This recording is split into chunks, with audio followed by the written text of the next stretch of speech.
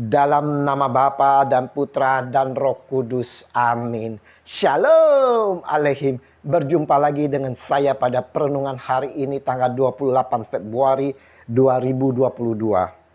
Orang kaya sukar masuk kerajaan Allah. Bacaan liturgi hari ini diambil dari 1 Petrus 1 ayat 3 sampai dengan 9 dan Injil Markus 10 ayat 17 sampai dengan 27. Saudaraku yang terkasih, betulkah orang kaya sukar masuk kerajaan Allah? Sebelum kita bahas masalah ini saudara, kita akan simak terlebih dahulu bagaimana seorang yang berlari datang kepada Yesus dan berlutut lalu bertanya, "Guru yang baik, apa yang harus kuperbuat untuk memperoleh hidup yang kekal?" Markus 10 ayat 17. Saudara perhatikan, orang tersebut mengakui Yesus yang baik. Tetapi Yesus menjawab, "Mengapa kau katakan aku baik? Tak seorang pun yang baik selain dari Allah." Markus 10 ayat 18. Apa maksud ucapan Tuhan Yesus ini saudara? Jawabannya, tak seorang pun 100% baik seperti Allah saudara. Tetapi manusia itu dapat dikatakan baik sepanjang mereka memancarkan kebaikan Allah. Nah, apakah diri kita sudah memancarkan kebaikan Allah seperti yang dikatakan oleh Yesus saudara? Jika kita belum memancarkannya saudara, maka kita tak layak disebut sebagai orang yang baik. Tuhan Yesus menjawab orang muda itu, "Hanya satu lagi kekuranganmu. Pergilah, jualah apa yang kau miliki dan berikanlah itu kepada orang-orang miskin. Maka engkau akan beroleh harta di sorga. Kemudian datanglah kemari dan ikutlah aku." Markus 10 ayat 21.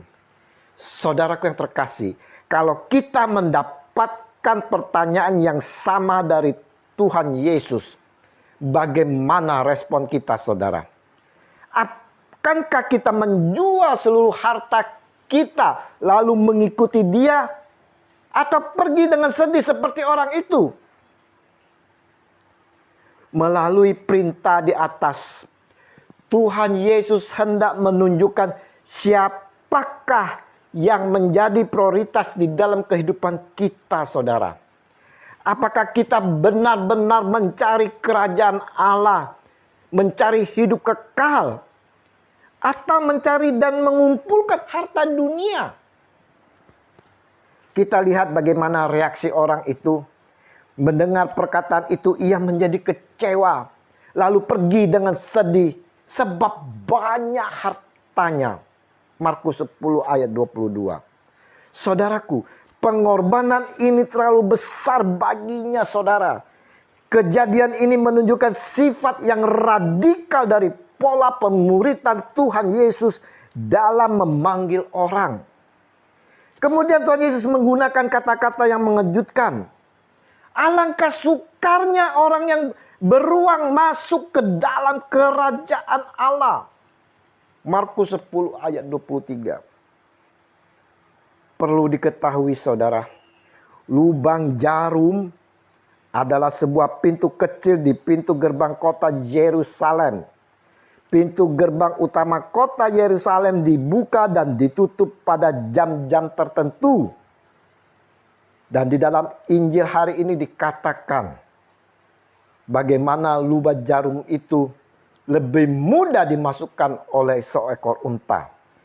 Jika seseorang akan memasukkan kota Yerusalem pada saat pintu gerbang utama tertutup saudara, maka ia harus melalui pintu kecil yang disebut dengan istilah lubang jarum. Pedagang-pedagang biasanya mengangkut barang dagangannya dengan unta. Ia harus menurunkan dulu semua barang dagangannya dari unta itu. Lalu dengan sedikit paksa ia menarik unta itu ke dalam. Dengan pernyataan ini Tuhan Yesus mau mengatakan bahwa untuk masuk ke dalam kerajaan Allah, seseorang harus meninggalkan atau menanggalkan harta miliknya lebih dahulu, membuang segala pikirannya tentang harta, lalu memfokuskan diri untuk memasuki kerajaan Allah. Apa yang disampaikan Yesus Kristus ini menjadi gempar dan berkata seorang kepada yang lain, jika demikian, siapakah yang dapat diselamatkan? Markus 10 ayat 26. Mengapa Yesus menganggap kekayaan sebagai penghalang bagi seseorang untuk masuk ke dalam kerajaan Allah? Kenyataannya saudara, bahwa orang yang memiliki kekayaan cenderung menggantungkan hidupnya pada kekayaan itu. Seperti petani kaya dalam perumpamaan Tuhan Yesus dalam Lukas 12 ayat 16 sampai dengan 21.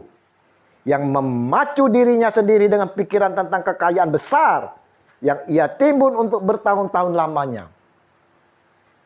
Tidak dipungkiri saudara, ikatan yang paling sulit dilepaskan manusia untuk mengikuti Yesus adalah harta benda. Tentang hal itu Yesus pernah berkata, karena di mana hartamu berada, di situ juga hatimu berada. Matius 6 ayat 21.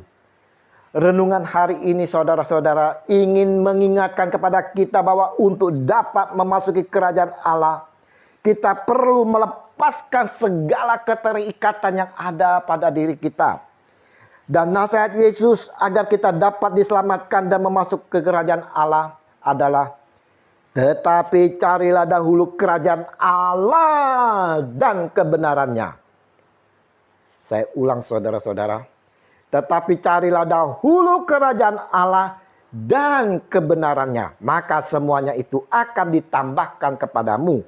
Matius 6 ayat 33. Lebih lanjut disampaikan Yesus Kristus Tuhan kita, sebab itu janganlah kamu khawatir akan hari besok, karena hari besok mempunyai kesusahannya sendiri.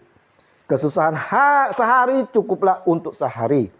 Matius 6 ayat 34. Mari saudara-saudara, kita mau mengikuti prinsip yang indah yang ditawarkan oleh Tuhan kita Yesus Kristus di sini, adalah hal yang sejati, adalah bukan berupa benda, melainkan berupa hidup yang sejati, yaitu hidup yang kembali kepada Allah, hidup yang didefinisikan oleh Sang Pemberi hidup.